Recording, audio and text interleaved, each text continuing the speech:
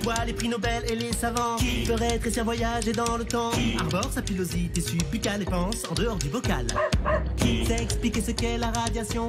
Contacte-t-on pour poser une question. Le professeur Moustache. Cher prof, quand je regarde le film Le Seigneur des Anneaux, j'ai l'impression que les lois de la physique sont aussi magiques que l'anneau. Pourquoi?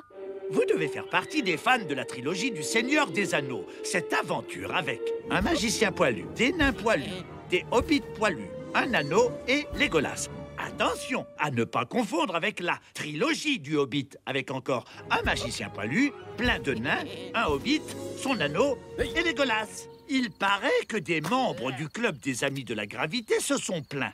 Prenez la scène où Gandalf se bat sur un pont contre Balrog, un type qui a une forte tendance à l'autocombustion. Vous ne passerez pas! À un moment, Balrog tombe comme un abruti et chute dans un gouffre sans fond durant 12 secondes, avant d'atteindre avec son fouet les pieds de Gandalf. Or, vous savez quelle distance on parcourt lors d'une chute de 12 secondes? Distance T est égale à 1/2 de GT2. 705,6 mètres. Ça fait 2 fois la tour Eiffel. Ça veut dire que si Balrog arrive à atteindre Gandalf avec son fouet, c'est qu'il vise rudement bien. Et qu'il se trimballe quand même avec un fouet de 705 mètres. Et dis donc, Moumoun, t'as pas vu mon fouet? Comment peux-tu perdre un truc d'un demi-kilomètre et qui brûle en plus? Aïe, mon col du fémur et... Mais ce n'est pas tout. Gandalf est coriace et met 34 secondes à chuter à son tour. Pendant lesquelles Balrog continue tranquillou à parcourir, tenez-vous bien, 4410 mètres.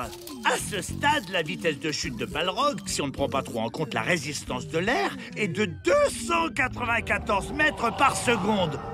Mais bizarrement, quand Gandalf chute à son tour et se met en position comme dans Point Break, il rattrape Balrog en 17 secondes hypersoniques, pendant lesquelles Balrog continue de chuter. Bref, on vous épargnera les calculs. Épargnez-nous, merci. J'ai arrêté l'école à 6 ans. Résultat, Gandalf est parvenu à parcourir 29 km en 17 secondes. Après, ils se battent comme des chiffonniers pendant encore 68 secondes.